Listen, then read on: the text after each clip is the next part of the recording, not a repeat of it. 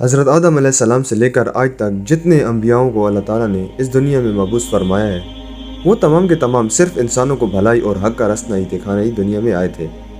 دوستو، تمام انبیاؤں کے خواب بالکل سچ ہوتے ہیں، یعنی اللہ تعالیٰ کے تمام انبیاء یا پیغمبر جو خواب بھی دیکھتے ہیں وہ بالکل سچ ہوتے ہیں۔ نہ ان کو شیطان کی طرف سے کوئی خواب آتا ہے اور نہ ہی انہیں کوئی اپنے وسوسوں کی وجہ سے کوئی خواب آتے ہیں۔ انہیں جو خواب بھی آتے ہیں تو وہ خالص اللہ تعالیٰ کی طرف سے ہی ہوتے ہیں، اور یہ خواب جو ہیں وہ وحی کا 40واں درجہ ہے، یعنی خواب بھی ایک وحی کا درجہ ہی ہے۔ اور خوابوں کے ذریعے اللہ تعالیٰ اپنے پیغمبروں کو بہت سے مسائلوں کا حل اور آگے کون سا قدم اٹھانا ہے اس کے بارے میں بھی رہنمائی فرماتے۔ دوستو، آج کی اس ویڈیو میں آپ کو اللہ تعالیٰ کے آخری نبی جناب حضرت محمد صلی اللہ علیہ وآلہ وسلم کے ایک پراسرار خواب کے بارے میں بتاؤں گا، جو کہ واقعی دل دہلا دینے والا خواب ہے۔ تو اس خواب کے بارے میں جاننے کے لیے ویڈیو کو اینڈ تک ضرور دیکھیں اور ساتھ ساتھ چینل کو بھی ضرور سبسکرائب کر دیں۔ السلام علیکم دوستوں، اینڈ ویلکم ٹو انٹرسٹنگ ٹاکس۔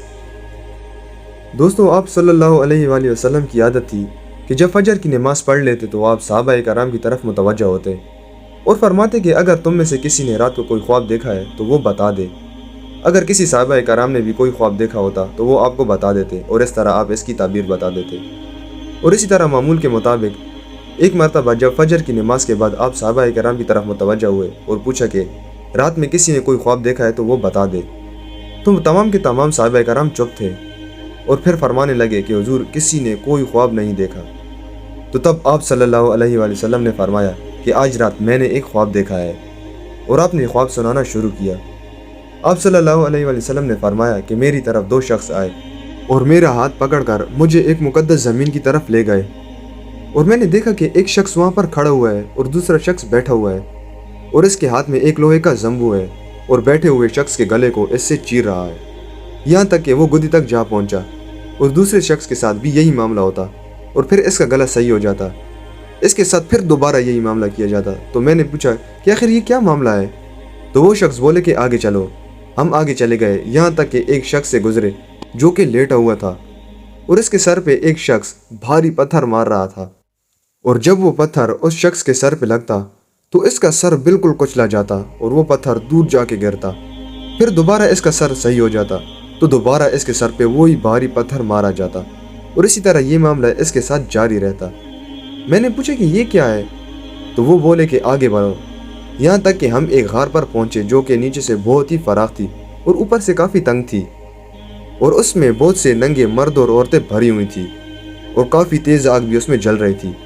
اور جب وہ خطرناک آگ اوپر کی طرف اٹھتی تو وہ سب کے سب مرد اور عورتیں اس آگ کے ساتھ ہی اوپر کی طرف آ جاتے، اور جب وہ آگ نیچے کی طرف جاتی تو وہ سب کے سب نیچے کی طرف دھڑام سے گر جاتے، اور یہی معاملہ ان کے ساتھ بھی بار بار کیا جاتا۔ تو میں نے پوچھا کہ یہ کیا معاملہ ہے؟ تو وہ دونوں شخص بولے کہ آگے بڑھو۔ تو ہم دوبارہ سے آگے کی طرف چلنے لگے، یہاں تک کہ ایک خون کی نہر پر جا پہنچے۔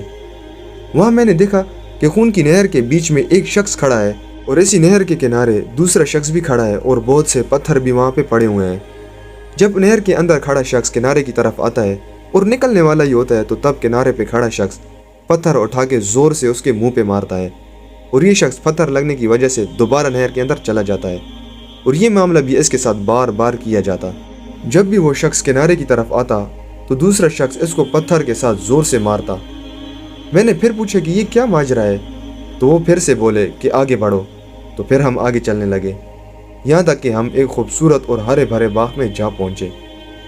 اس میں نے بڑا سا درخت دیکھا جس کے نیچے ایک بوڑھا شخص اور بہت سے بچے بیٹھے ہوئے تھے، اور درخت کے قریب ایک اور شخص بھی بیٹھا ہوا تھا جس کے سامنے آگ جل رہی تھی، اور وہ اس کو دھونک رہا تھا، یعنی پھونک مار رہا تھا۔ اور پھر مجھے ایک درخت کے اوپر چڑھا کر لے گئے جہاں انتہائی عمدہ گھر بن رہا تھا، اور آپ صلی اللہ علیہ وآلہ وسلم نے فرمایا کہ میں نے ایسا عمدہ گھر پہلے کبھی نہ دیکھا تھا، اور اس میں بہت سے بوڑھے مرد، جوان عورتیں اور بہت سے بچے بھی تھے۔ پھر مجھے باہر لایا اور اوپر کی طرف لے گئے جہاں اس سے بھی زیادہ خوبصورت گھر بن رہا تھا، اس میں بوڑھے اور جوان تھے۔ آپ صلی اللہ علیہ وآلہ وسلم نے فرمایا کہ میں نے ان دونوں اشخاص سے کہا کہ تم ساری رات مجھے گھماتے رہے ہو، اب بتا بھی دو کہ یہ سارا ماجرا ہے کیا؟ اس مرتبہ ان دونوں اشخاص نے جواب دیا کہ آپ نے پہلے جو شخص دیکھا جس کے گلے کو چیرا جا رہا تھا وہ جھوٹا شخص تھا، یعنی وہ دنیا میں جھوٹ بولتا تھا، اور اس کا جھوٹ پوری دنیا میں مشہور ہو جاتا۔ یہ اسے اس جھوٹ کی سزا دی جا رہی ہے، اور قیامت تک اس کے ساتھ یوں ہی ہوتا رہے گا۔ اور جس کا سر آپ نے پھوٹتے ہوئے دیکھا تو یہ وہ شخص ہے جس کو اللہ تعالیٰ نے علم اور قرآن دیا، مگر یہ رات کو اس سے غافل ہو کر سو رہا ہے اور دن کو اس پر عمل بھی نہیں کرتا، اور یہ اس کی سزا ہے اور قیامت تک اس کے ساتھ یہی معاملہ ہوتا رہے گا۔ اور جس کو آپ نے غار کے اندر آگ میں دیکھا تو یہ وہ لوگ ہیں جو زنا کرتے تھے، اور جس کو خون کی نہر میں آپ نے دیکھا تو وہ سود کھانے والے لوگ تھے، اور جو بچے دیکھے آپ نے تو وہ لوگوں کی نابالغ اولادیں تھیں، اور جو آپ کو ڈھونڈ رہا تھا تو وہ دروغہ دوزخ تھا، اور آپ نے پہلا گھر جو دیکھا تو وہ عام مسلمان کا ہے اور دوسرا گھر شہید کا۔ میں جبرائیل ہوں اور یہ میکائیل ہیں۔ پھر بولے کہ اپنا سر اٹھاؤ۔ میں نے اپنا سر اٹھایا، میرے اوپر ایک سفید بادل تھا، تو وہ بولے کہ یہ تمہارا گھر ہے۔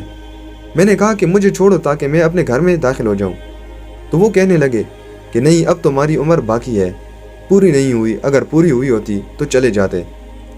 تو دوستو، انبیاؤں کے خواب بالکل سچ ہوتے ہیں۔ اس واقعے سے ہمیں یہ پتہ چلتا ہے کہ اللہ تعالیٰ کے ہاں جھوٹ، زنا اور سود کی کتنی ہی خوفناک اور سخت سزائیں ہیں۔ لیکن دوستو، افسوس کی بات تو یہ ہے کہ ان گناہوں کو ہم بہت ہی لائٹلی لے رہے ہیں، اور زنا کر کے، سود لے کے اور جھوٹ بول کے ہم سمجھتے ہیں کہ ہم نے کوئی گناہ ہی نہیں کیا، یعنی ہم انہیں گناہ سمجھتے ہی نہیں ہیں۔ اور امت مسلمہ کی بھی ایک کثیر تعداد انہی گناہوں میں ہی ملوث ہے، جن کے بارے میں انتہائی سخت وعیدیں موجود ہیں۔ تو دوستو، اللہ تعالیٰ ہم سب مسلمانوں کو ان گناہوں اور ایسے کاموں سے محفوظ رکھے، آمین۔ تو دوستو، آپ کو آج کی یہ ویڈیو کیسی لگی کمنٹ کر کے ضرور بتائیں۔